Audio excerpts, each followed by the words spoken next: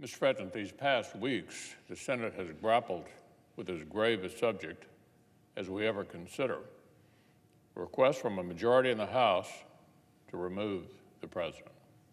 The framers took impeachment extremely seriously, but they harbored no illusions that these trials would always begin for the right reasons. Alexander Hamilton warned the demon of faction would extend his scepter over the House of Representatives at certain seasons. He warned that an intemperate or designing majority in the House might misuse impeachment as a weapon of ordinary politics rather than an emergency tool of last resort. The framers knew impeachment might begin with overheated passions and short-term factionalism, but they knew those things could not get the final say. So they placed the ultimate judgment not in the fractious lower chamber, but in the sober and stable Senate. They wanted impeachment trials to be fair to both sides. They wanted them to be timely, avoiding the procrastinated determination of the charges. They wanted us to take a deep breath and decide which outcome would reflect the facts, protect our institutions, and advance the common good. They called the Senate, quote, the most fit depository of this important trust. Tomorrow, we'll know whether that trust was well placed. The drive to impeach President Trump did not begin with the allegations before us. Here was reporting in April of 2016, this is before the president was the nominee. Donald Trump isn't even the Republican nominee yet, but impeachment is already on the lips of pundits, newspaper editorials, constitutional scholars, and even a few members of Congress. Here was the Washington Post headline minutes after President Trump's inauguration: "The campaign to impeach President Trump has begun," the Washington Post said. The articles of impeachment before us were not even the first ones House Democrats introduced. This was a go-around number. Of roughly 7. Those previously alleged high crimes and misdemeanors, Mr. President, included things like being impolite to the press and to professional athletes. It insults the intelligence of the American people to pretend this was a solemn process reluctantly begun because of withheld foreign aid. No, Washington Democrats' position on this president has been clear literally for years. Their position was obvious when they openly rooted for the Mueller investigation to tear our country apart, and we're disappointed when the facts proved otherwise.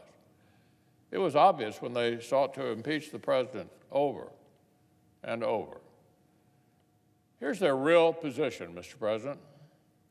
Washington Democrats think President Donald Trump committed a high crime or misdemeanor the moment he defeated Hillary Clinton in the 2016 election. That is the original sin of this presidency, that he won and they lost. Ever since, the nation has suffered through a grinding campaign against our norms and institutions from the same people who keep shouting that our norms and institutions need defending. A campaign to degrade our democracy and delegitimize our elections from the same people who shout that confidence in our democracy must be paramount. We've watched a major American political party adopt the following absurd proposition: we think this president is a bull in a china shop, so we're going to drive a bulldozer through the china shop to get rid of it. This fever led to the most rushed, least fair, and least thorough presidential impeachment inquiry in American history. The House inquiry into President Nixon spanned many months. The special prosecutor's investigation added many more months. With President Clinton, the independent counsel worked literally for years. It takes time to find facts. It takes time to litigate executive privilege, which happened in both those investigations. Litigating privilege questions is a normal step that investigators of both parties understood was their responsibility. But this time, no lengthy investigation, no serious inquiry. The House abandoned its own subpoenas. They had an arbitrary political deadline to meet. They had to impeach by Christmas. They had to impeach by Christmas. So in December, House Democrats realized the framers' nightmare. A purely partisan, majority-approved 2 articles of impeachment over bipartisan opposition. And after the Speaker of the House delayed for a month in a futile effort to dictate Senate process to senators, the articles finally arrived over here in the Senate. Over the course of the trial, senators have heard sworn video testimony from 13 witnesses, over 193 video clips. We have entered more than 28,000 pages of documents into evidence, including 17 depositions. And our members asked 180 questions. In contrast to the House proceedings, our trial gave both sides a fair platform. Our process tracked with the structure that senators adopted for the Clinton trial 20 years ago. Just as Democrats, such as the current Democratic leader and then Senator Joe Biden, argued at length in 1999, we recognize that Senate traditions impose no obligation to hear new live witness testimony if it is not necessary to decide the case. If it is not necessary to decide the case, let me emphasize, the House managers themselves said over and over that additional testimony was not necessary to prove their case. They claimed dozens of times that their existing case was, quote, overwhelming and incontrovertible. That was the House managers saying their evidence was overwhelming and incontrovertible. At the same time, they were arguing for more witnesses. But in reality, both of the House accusations are constitutionally incoherent. The obstruction of Congress charge is absurd and dangerous. House Democrats argued that any time the Speaker invokes the House's sole power of impeachment, the President must do whatever the House demands. No questions asked. Invoking executive branch privileges and immunities in response to House subpoenas becomes an impeachable offense itself. Here's how Chairman Schiff put it back in October, quote, any action that forces us to litigate or have to consider litigation will be considered further evidence of obstruction of justice. That, Mr. President, is nonsense impeachment. That is nonsense. Impeachment is not some magical constitutional trump card that melts away the separations between the branches of government. The framers did not leave the House a secret constitutional steamroller that everyone somehow overlooked for 230 years. When Congress subpoenas executive branch officials with questions of privilege, the two sides either reach an accommodation or they go to court. That's the way it works. So, can you imagine if the shoe were on the other foot? How would Democrats and the press have responded if House Republicans had told President Obama, we don't want to litigate our subpoenas over fast and furious, so if you make us set foot in court, we'll just impeach you. We'll just impeach you. Of course, that's not what happened. The Republican House litigated its subpoenas for years until they prevailed. So much for obstruction of Congress. And the abuse of power charge is just as unpersuasive and dangerous. By passing that article, House Democrats gave in to a temptation that every previous House has resisted. They impeached a president without even alleging a crime known to our laws. Now, Mr. President, I do not subscribe to the legal theory that impeachment requires a violation of a criminal statute, but there are powerful reasons why for 230 years, every presidential impeachment did, in fact, allege a criminal violation. The framers explicitly rejected impeachment for maladministration, a general charge under English law that basically encompassed bad management, a sort of general vote of no confidence, except in the most extreme circumstances, except for acts that overwhelmingly shocked the national conscience. The framers decided presidents must serve at the pleasure of the electorate, and not at the pleasure of House majorities. As Hamilton wrote, it is one thing to be subordinate to the laws and another to be dependent on the legislative body.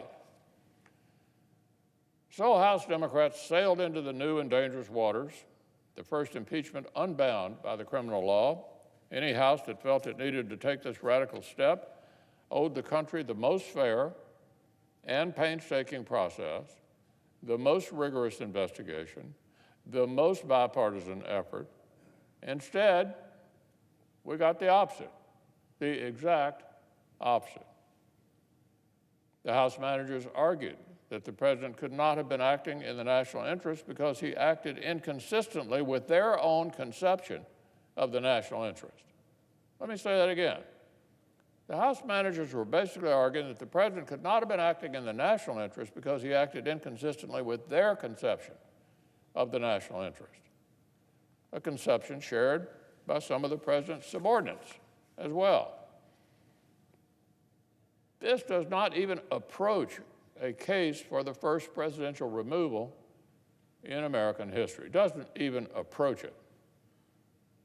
Such an act cannot rest alone on the exercise of a constitutional power combined with concerns about whether the president's motivations were public or personal, and a disagreement over whether the exercise of the power was in the national interest.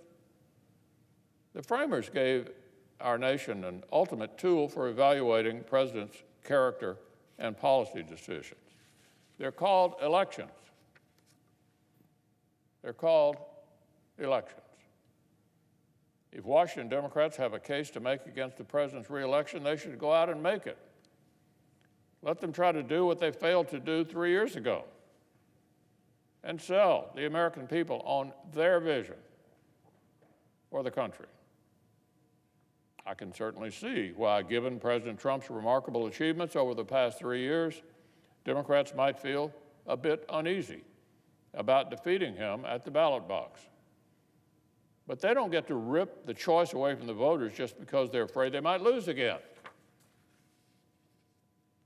They don't get to strike President Trump's name from the ballot just because, as one House Democrat put it, quote, "I'm concerned that if we don't impeach him, he'll get reelected." The impeachment power exists for a reason. It is no nullity, but invoking it on a partisan whim to settle 3-year-old political scores does not honor the framers' design. It insults the framers' design. Frankly, it's hard to believe that House Democrats ever really thought this reckless and precedent-breaking process would yield 67 votes to cross the Rubicon. Was their vision so clouded by partisanship that they really believed this would be anywhere near enough for the first presidential removal in American history? Or was success beside the point? Was this all an effort to hijack our institutions for a month-long political rally? Either way, Mr. President, the demon of faction has been on full display. But now it is time for him, the demon, to exit the stage. We have indeed witnessed an abuse of power, a grave abuse of power by just the kind of House majority that the framers warned us about. So tomorrow, the Senate must do what we were created to do. We've done our duty. We've considered all the arguments. We've studied the, quote, mountain of evidence, end quote. And tomorrow, we will vote. We must vote to reject the House abuse of power. Vote to protect our institutions. Vote to reject new precedents that would reduce the framers' design to rubble. Vote to keep factional fever from boiling over and scorching our republic. I urge every one of our colleagues to cast the vote the facts, the evidence, the Constitution, and the common good clearly require. Vote to acquit the President of these charges.